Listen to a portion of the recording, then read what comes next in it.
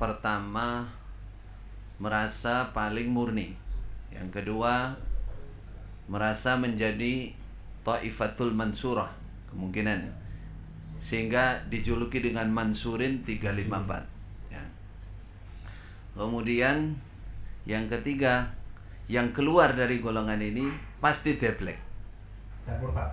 Nah, murtad dan yang kaitannya dengan ini tadi sebut apa? Deblek ya. Deblek. Hidupnya deblek. Ada lagi yang lebih seru lagi. Ini malah ketua organisasinya menyatakan delon gol agak payu. Nah, itu gandengannya itu. Gandengannya deblek ora payu. Nah, maka saya menggarisbawahi yang pertama, mengaku paling murni itu harus ilmiah dan faktanya ya, harus ada buktinya. Nggak ada orang mengaku aku paling tampan terus ditanya dari sisi apa kamu paling tampan, wes pokoknya lah. Ini orang nggak pati normal ini kalau sudah pokoknya aku paling. Nah, jadi kalau ngaku paling murni harus dibuktikan. Jadi kalau mereka ngaku paling murni dalam Quran dan hadis, kita yang sudah ada di dalam bertahun-tahun, bahkan deretan saya ini yang pegang ilmunya. Betul. Jadi sudah nggak bisa dirahasiakan lagi. Dari sisi mana pengakuan kemurnian itu?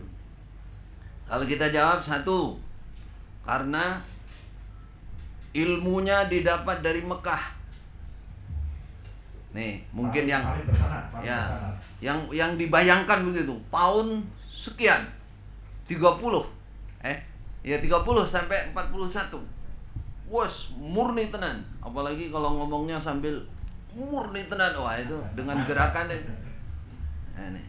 Maka kita buktikan yang nyata ada sampai sekarang seperti apa sih kemurniannya. Kita baca secara ijmal saja, secara global saja. Apa yang mereka kaji? Quran, hadis kutubus sittah atau himpunan yang itu dimaknai, diterangkan, tidak pakai tafsir, rujukan yang bisa dipertanggungjawabkan. Umpama pakai yang ngambil sesuai dengan yang kira-kira bisa membenarkan apa yang mereka mau. Nah, kemudian hadis juga demikian. Jadi intinya hanya sekedar dimaknai, diterangkan menurut atau sesuai dengan kemampuan mereka tanpa merujuk kepada kitab-kitab para di mana letak kemurniannya?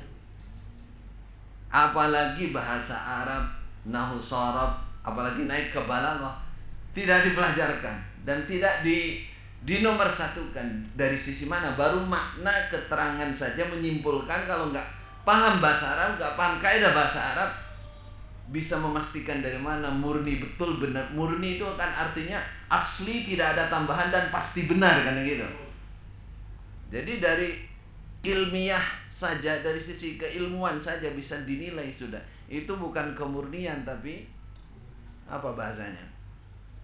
Klaim. Nah, itu hanya pengakuan saja, nggak ada bukti. Itu satu.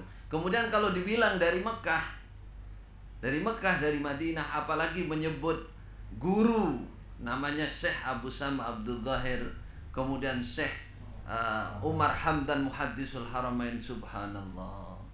Beliau ini adalah ulama yang dikenal ma'ruf, ada terjemahnya, ada riwayat hidupnya dan lengkap apa yang beliau ajarkan itu. Dan di sana murid-muridnya masih banyak. Kalau kita kembalikan, emang yang berguru satu orang tok, ribuan orang. Dari luar negeri ya mungkin ribuan orang. Dari dalam negeri Saudi ya pasti lebih banyak lagi.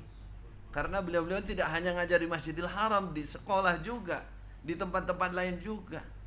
Dan murid-muridnya masih ada. Dan kami kebetulan berguru kepada murid-muridnya Syekh Umar Hamdan, seperti Syekh Abdul Aziz bin Abdullah Al-Hajj At-Tambakti Al-Hashimi Al-Makki.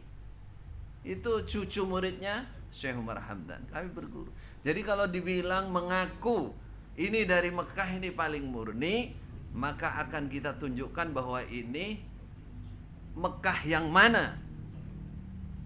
Mekah yang mana? Syekh Abu Samah yang mana? Syekh Umar Hamdan yang mana? Kok kayak dipaksa didatangkan yang mana? Coba tunjukkan. Itu pokoknya dudu sing bukan yang sampean sebutkan itu berarti mana lagi? Jadi itu pengakuan yang sama sekali tidak bisa dibuktikan. Dari Mekah mengajikan Quran hadis ya segitu, tidak mengikuti bagaimana tata cara para ulama dalam mengkajikan Quran. Ini baru kemurniannya ya.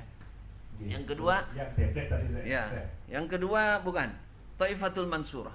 Merasa mansurin sendiri. Subhanallah. Nanti mungkin bisa ditambahkan Syekh Abdullah Syekh Aziz. Taifatul Mansurah yang berangkat dari hadis la tazalu taifatun min ummati zahirina 'alal haq. Baru dari apa? Terusannya la yakhdhuluhum man khadalahum hatta taqum as-sa'a atau kama qala Rasulullah sallallahu alaihi wasallam. Itu intinya di situ sudah alal haq. Zahirin alal haq, mansurin alal. Ditolong menang tapi alal haq, berada di atas kebenaran. Nah, standarisasi kebenaran itu bukan hawa nafsu, bukan pengakuan. Jadi para ulama khusus dalil ini pun sudah memberikan ciri-cirinya. Alamat-alamatnya siapa sih Taifatul Mansurah itu. Dan kita katakan mereka tidak punya alamat itu. Nah, salah satu alamatnya adalah ma'ana alaihi wa ashabi, yang betul-betul mengikuti Rasulullah dan para sahabat dalam bermanhaj yang disebut dengan manhaj as-salafus saleh. Mana manhaj as-salafus saleh? Antara mereka nggak bisa buktikan dan tidak ada. Buktinya apa? Akidahnya banyak penyimpangan itu. Ya, itu contoh yang kedua ya, mengaku Taifatul Mansurin. Kemudian yang ketiga, yang keluar dari golongan ini deblek. Deblek itu gambaran dari orang yang hidupnya, hatinya itu susah, sumpah, terus yang paling mereka jadikan ukuran dunianya hancur. Makanya dulu ketika Pak Mauludin awal-awal sudah jadi tukang beca. Saya awal-awal DNA itu dikasih gambar di bengkel. Dodok ini, nggak tahu siapa ini. Apakah mirip, apakah disetting, Allahu a'lam. Tapi intinya deblek. Jangankan sesudah jauh dari mereka istilahnya keluar. Saya masih DNA awal itu. Ini saya teringat jadinya. Di pondok kurang 1 minggu saya minta izin untuk ke Singapura, ke adik. Apa suara mereka di belakang? Padahal saya belum berangkat. Iku lho wis Arab nang Singapura marani ade wis apa ngarani biyen? Golek mangan, golek bantuan. Baru di DNA. Ini kalau kita katakan secara syariat, kata-kata pasti deblek DCI Kersane Allah. Kersane Gusti Allah ini pelanggaran besar, memastikan sesuatu, apalagi kita kenal. Kita sering mendengar ya besutur rizqa liman yasha. Kalau mau lihat buktinya, ini kami ada di depan Anda semua. Alhamdulillah. Ini bukan pamer, tapi kami alhamdulillah sehat dan makan cukup. Anak istri, anaknya tambah. Kendaraan ada. Alhamdulillah. Tidak terkurangi. Kalau saya pribadi, saya bersyukur kepada Allah, merasa lebih longgar, lebih cukup dan lebih daripada yang dulu.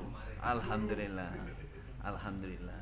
Jadi istilah deblek itu kita katakan, kita nasihati mereka jangan kelewat batas itu ada di tangan Allah, bukan di tangan manusia, bukan di tangan manusia. Yang terakhir tadi apa? Ora payu. Ini saya katakan walaupun seorang insinyur, walaupun orang pandai, ini berarti seseorang itu akan berkomentar sesuai yang ada di benaknya kan? Kalimat ora payu ini orang berdagang, orang berbisnis, orang berjual, berdakwah pun dia berbisnis. Nah ini, kalau kita kembalikan ke naluri asalnya kan seperti itu. Maka kita katakan subhanallah, berdakwah harus ikhlas. Tidak ada kalimat tidak payu itu. Seorang nabi zaman dulu bahkan tidak ada pengikutnya. Ada yang hanya 2 orang. Dan itu ada di hadapan Allah. Di hadapan Allah tidak jatuh mental. Nabi Nuh 1050 tahun umurnya. Amar ma'ruf 950. Hanya berapa? 70 orang. 950 tahun. Jadi ukuran berdakwah itu adalah ikhlas, menyampaikan kebenaran. Adapun yang punya, yang bisa menunjukkan hati seseorang, berikan pemahaman yang benar, ya, itu hanya Allah. Innaka la tahdi man ahbabta walakin Allah yahdi may yasha. Insyaallah itu. Jazakallahu khairan, Syekh.